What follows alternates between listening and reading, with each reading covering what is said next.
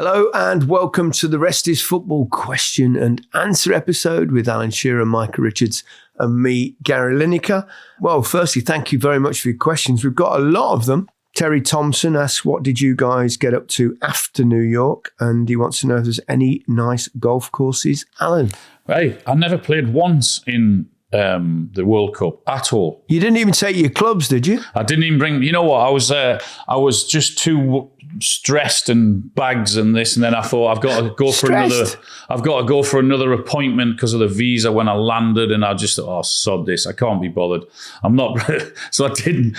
What are you laughing at? I didn't bring my golf clubs. Luckily, I didn't need them anyway because it was that too busy, wasn't I? So I was flying here, there and everywhere and then spending time with you two mugs. Oh, heart bleeds for you, Alan. Oh, get the violins out, Micah, for him, will you? He didn't play golf for a whole month. In the best hotels. Wow.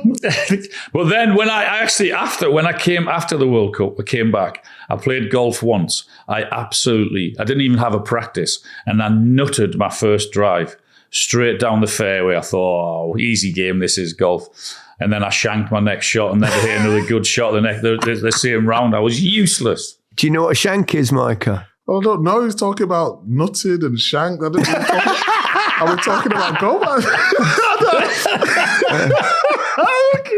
While we're on this subject, Ray Barnes, any stories from New York outside of the show? I think we gave most of them, didn't we? We just told them nice restaurants or nights out. What about when Micah flagged the tuk-tuks down and was that our first night? Yeah, first night. That was good. We were singing, weren't we, on the tuk-tuk? Brilliant. People must have been looking at us thinking with a music blast and look at these fucking idiots around New York. It was $10 a minute. I think we spent about $500.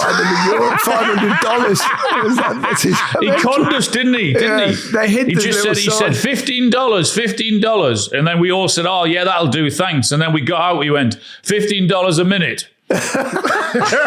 Didn't we end up paying $350 or something crazy? Yeah. It was just nuts. Right, let's get some football questions now. Carl Dinham. Who do you think could be the surprise of the season, club and player? I think Brighton could have a good season and Hinchelwood could do well. Well, Hinchelwood certainly started well, and as did Brighton. So I think they've gone beyond now a club that could be conceived as being a surprise. But is there a possibility of a well-run football club, I'd just add to this question, like a Brentford, possibly Brighton, that could challenge for a Champions League spot? Good question, Gaz. I like that. The answer for me would be no, only because the squad depth. I think it's very hard for those players to perform consistently every single week. And that's why the bigger clubs always do it, because it can rotate. But in terms of, if it was a 20-game season or something like that, yeah, I think they could. But 38, I think the season's too deep. And with some of those teams playing in Europe on a Thursday night as well, I think you're right, Micah, with the squad depth. I think it'd be very difficult for anyone to do that. I don't see that happening. I think. What about Everton doing reasonably well this year? I mean, I don't think they'll be challenging for Champions League, but I think they could be in and around 7th or 8th, something like that. Everton, do you think? I think they could well do. I mean, obviously, they've got tried and trusted in David Moyes. He's done a really good job since he went to Everton. They've got good players. They've got a good start to the season. A win on the opening day. We didn't put that in the Monday episode, but so we can mention that now. But a very encouraging start. I saw the Prime Minister was there alongside Peter Reid. Yeah, Reid. He's looking cool in his sunglasses again, Reedy. Yeah, he'd have had his flares on as well. Don't worry about that.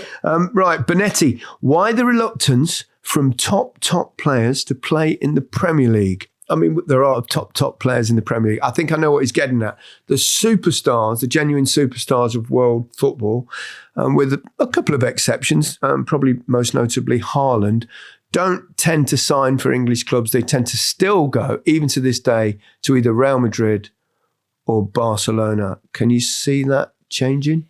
It was the size of the clubs and the history of those two. But the Premier League, with its financial status and its gravitas around the world, I've always thought that. Why, when there's a really, really big player up for grabs, the superstars, and Mbappe, for example, they go somewhere else? I think it's because we, as Englishmen, love the Premier League and it's at everything. I think they see the Champions League as, I don't know, Liverpool have won it a lot, but I would say because Real Madrid have won it so many times, Real Madrid is seen as a holy grail. And also, the leagues are not, I won't say as a competitive, but what I would say is probably not as physical. So it gives them a better chance to be successful in the Champions League, which is the all-important one. Richard Haggins, which new player to the Premier League do you think is going to make the biggest impact? Well, the biggest impact over the weekend was Sangare at Brentford. When you look at transfer fees that have been paid for midfielders, and you look at what Brentford have paid for him, 39 I think it is, and his performance at the weekend, I don't think it's going to be a one-off. I think it looks as if his style is perfectly suited to the Premier League, and he's had a brilliant start. And they've obviously invested heavily in him, record signing. So they believe in him. So he's one without a doubt to watch. Micah, well, let's have one each. You go and then I'll go. You know what? I'm going to go with somebody different. I'm going to go with Leeds. Trafford. Yeah. The goalkeeper. Because Leeds have struggled with goalkeepers over the last couple of seasons. I thought Meslier was going to be that guy to step up from the Championship to the Premier League. Didn't quite work out for him. So I would go with Trafford at Leeds, and he got off to a good start. I'd love to see him perform really well. I think he's so talented. I might go with Solis. Ooh, yes, I like it. I saw him in the Community Shield and then watched him again in the opening day of the season. I thought he's got a lot of game, very creative. His numbers are really good previously. Could end up being a really interesting signing, but I'm often wrong. Rich Hacker.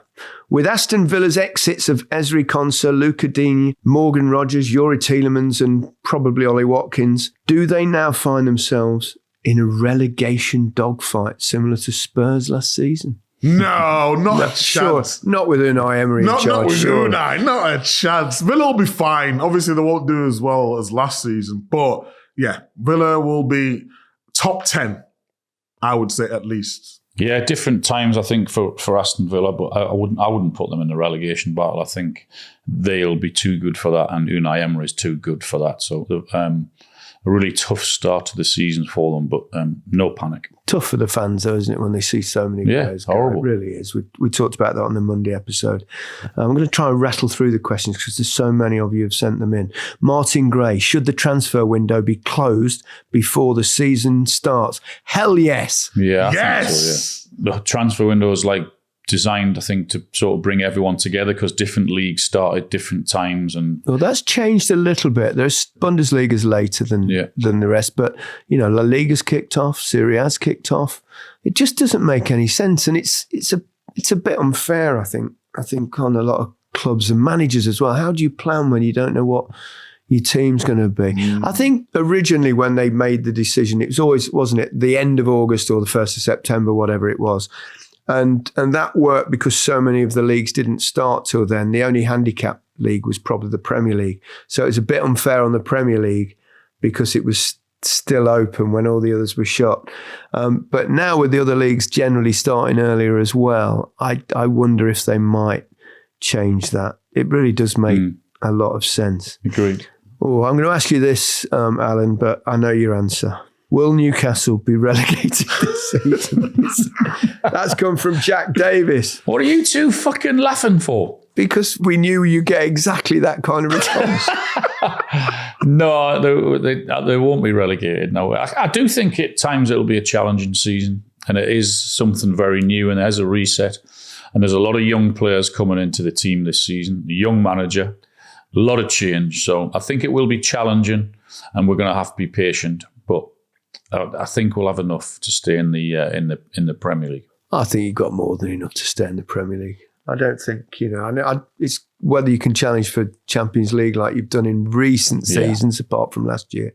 I'm not so sure, but I think, I can't see you being dragged into any kind of relegation fight. My one concern would be that maybe goals or creativity. I know Liverpool was good. They had a couple of really good goals, but that would be my concern. Wissa had a brilliant game. And if he can stay fit and keep up that type of form, then okay. But that would be a small concern. But we'll have enough to stay in the Premier League, yeah. Michael Wilson, question for Micah and Alan. And I'm going to remind you before you answer this, who pays your wages. What do you really think of Gary's cooking? Be honest. As much as we love to say it's shit, but it's just not. He is very good at it, isn't he, Micah? Marvelous. Yeah. The gnocchi. Oh my. Yeah. Oh, the pasta, the spicy. What's it called? Aranciata or whatever you call it. Amatriciana. That's the one. It's close enough. That was a pretty good effort. Here's a question from Adam Chamberlain. Would you three consider buying and running a football club together? And if you would, which club would you choose? Can I say, boys, Leicester is officially up for sale. So if you'd like to chip in a few quid. I haven't worked all my life to earn money to toss it away and buying a football club. Especially Leicester. No, I think it's a good buy, Leicester, at the moment. If there's any like super billionaires out there that want to invest massive amounts into our team, that would be more than helpful. But could you imagine running a football club and all this shit? We get a bit of shit occasionally anyway on here, let alone. Can you imagine? Oh, it's a hard job. I tried to run the club of YouTube buffoons at Depot Trio. Didn't give me zero help. I thought we did quite well that season, much better than since you went on your own. You know what, though, guys? I actually have been considering. Oh, really? Looking at a non-league club. I swear, I've got the book for it. Really? What, to try and do like a Wrexham? No, but I don't. But you're a bigger star than Ryan Reynolds. I don't want all the glitz and glamour, though. I want it to be like just a normal budget, but giving players an opportunity. And I've been thinking about it, but then I looked at the finances and I'm thinking, it's expensive, You need to be very, very rich to run I can see you being like an owner-manager. Yes, that's exactly what I want to do as well. Just run the whole caboodle. That I've been looking into it. Have you? Yeah. What sort of level are you talking about? A non-league, so we're talking. Yeah, but there's a lot of non-league levels. Step 4? Step 5. Are you talking about a local under-8s football team on a Sunday? Or are you talking about conference? I'm talking about, just below the conference. So I think conference would be so you go League 2, conference, and then you've got Conference North. You've got one North and North and South. Below that, North and then South. Yeah. Just below that. Yeah. One of that sort of. Yeah. Yeah. Are there any for sale? Have you gone that far into it yet? I signed up to some non-league thing and it tells you all the clubs that are for sale or need investment. Wow. So yeah. Watch this space. Okay. Ooh, interesting. Question from BMW. I don't think it's probably the car people, but anyway. Do Arsenal really need another striker? Just saw a stat that Havertz, Saka and Ødegaard have all started only 3 games together since December 2024. If all 3 can stay fit, that is a very dangerous trio. What's your take on that? I suppose the if is always stay fit, so you need a bit more depth in the squad, Micah. You said this on Monday. Yeah, I totally agree. I feel as though Havertz always picks up little niggles. Ødegaard picks up niggles as well. And Saka, the amount of football he's played over the last 3 or 4 years, I think another body in there. Oh, obviously still got Gyökeres. I mean, we can't disrespect Gyökeres. No, he did a good job last season. But I think if they want domination, yes, go get another forward. Go get Alvarez. That would be a statement of intent. If I was Man City, I'd be going back in for Alvarez, 100%. Havertz has scored in the last 4 games that he's played, and that's the first time he's scored in 4 consecutive games since he came into English football, Alan. Is he... No, he's a very good player, and I think in the big games, Arteta chooses him, and I understand that. But Gyökeres more than played his part, but I agree with Micah. If they want to stay around at the very, very top and try and dominate over the next 3 or 4 years, if they were to go and get that elite striker, then I think it would be very, very difficult to stop if they had that. I was just going to ask you actually whether you think Arsenal will win the Champions League, but before I do that, you'll see why, ask a question, and I hope I say his name correctly. Adeoluwa Adegoke asks, would PSG win back-to-back UCLs, Champions League, if they played in the Premier League with the same squad that they have now? I think what he's saying is obviously you can rest players in France and all that, and they get, they're always fresh. Yeah, because a lot of their big hitters don't play full seasons. In fact, they only play a bit part during the season and league games, don't they? So a lot of them are fresh for the Champions Leagues. Is that Arsenal's main goal now as well? No, I don't think so. I don't think it'll be their main goal. I think their main goal will be to go again in the Premier League, but it'd be very high up on their list. They weren't that far away, were they? Penalties, so very close. Yeah, I guess it would be a lot tougher if PSG were in the Premier League in terms of the Champions League as well, because to Premier League and we know how physical it is and how demanding it is. The Premier League and the French league is without doubt not that. Yeah, totally agree with Al, but I think if you go man for man quality, they've got the two best fullbacks, in my opinion, in Europe. Centre half, they've got experience with a bit of someone who's come onto the scene in the last couple of seasons, done really well in Pacho, alongside Marquinhos. In midfield, I mean, the Vitinha is just a different level. Yes, we didn't see the level and João Neves at the World Cup that we would like to see. And then you've got Kvaratskhelia, Doué, Dembele. Yeah, they probably would. I think it'd be harder, but I feel like they've got the best team. Can Arsenal win it this year? Yeah, they can, yeah. I think they can. I think they'll be one of the favourites. I think Barcelona will take some stopping now they've got Rodri in there. Yeah. They're again with the brains behind the Spanish. I mean, look at Arsenal's squad now. Look what they've added to that already very good squad and what they've got in now. I mean, Guimaraes and Konsa. And Solis. Solis. So, they can do it. There's no doubt about that. Okay. Interesting question here. Interesting in the sense that I'm not sure how he knows about this. Stuart Swan.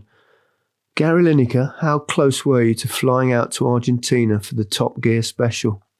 Ooh. What's this about? Yeah. Well, I'll tell you what this is about. Many years ago, Clarkson calls me. I know Jeremy reasonably well. He's a Chelsea fan. He loves his football, actually. He's a proper Chelsea fan.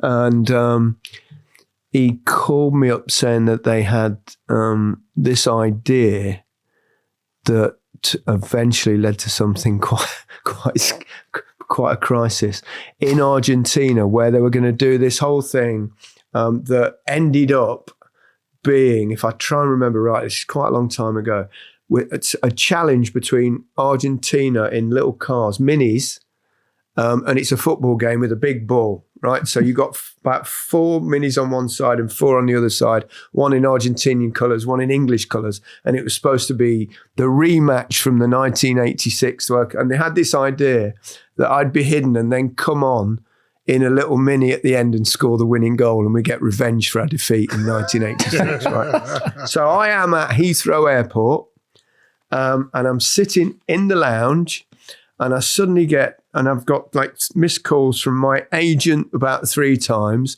Jeremy Clarkson once, and the main director of the show. I think it was one of the big wigs at the BBC. So one of the head honchos, controller of BBC One or something, saying, do not get on the flight. Do not get in the flight. Whatever you do, don't get on the flight. I'm thinking, what's happened? I'm in the lounge. So I had to go to BA and then I made a phone call. And I don't know whether you've ever seen it, but because there was a number plate, I think, on one of the cars that they were driving around Argentina that sort of referred to the Falklands War or some. I can't remember exactly what the details were because I didn't know this question was coming, but it led to this thing, and they were attacked everywhere, and it was terrifying for them to try and get out of the country. Wow. And I missed that, but thankfully I didn't get out there. And then the weird thing is, because I was, what's that called when they go on the lap with a stick, right? Yeah. So I was going to do that, and then I get a phone call from Jeremy. He went, "You fucking jinxed me again." I went, "Why? What?" And it was the day after he had that whack when he whacked the guy over this with. Because his steak wasn't cooked enough or something. I'm not quite sure. So he called me up to blame me. Said I was the jinx. So I never managed to make it onto to Top Gear. We should probably finish with a proper football question. Considering we've finished with the World Cup, we'll ask it about that. Casper, do you think this World Cup was the best in recent memory? In my opinion, it's been the best since Brazil. Some of the games were ridiculous. Stories were unreal. Cape Verde, England, Mexico, etc., etc. I think there were some really good stories, Cape Verde and goalkeeper and some of the games. But I wouldn't say it was the best World Cup, no. I think Qatar was... I think Qatar as well, because it was in the winter when everyone's fresh. And maybe. It's not as hot. I know it's Qatar and it was warm, but it wasn't. It was actually quite pleasant for football. I think for personal reasons, yes. Doing that England-Mexico game was just... I've not seen England...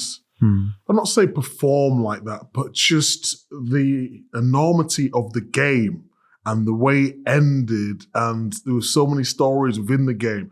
It was like you felt proud of that team. So yeah, for me, I would say for personal reasons, like doing the game, I'd go with this World Cup. What time for one more? And it's aimed at you, Micah. Right. Michael Crosby. Has Micah decided whether Tottenham are better with or without Harry Kane? What a way to finish. I suspect definitely not. Definitely not. It's official. It's official. Tottenham are not better without Harry Kane. Absolutely not. Thank you once again for sending your questions. We'll do one or two of these throughout the season, so much appreciated. But for now, goodbye from me. Goodbye from me. Goodbye from me.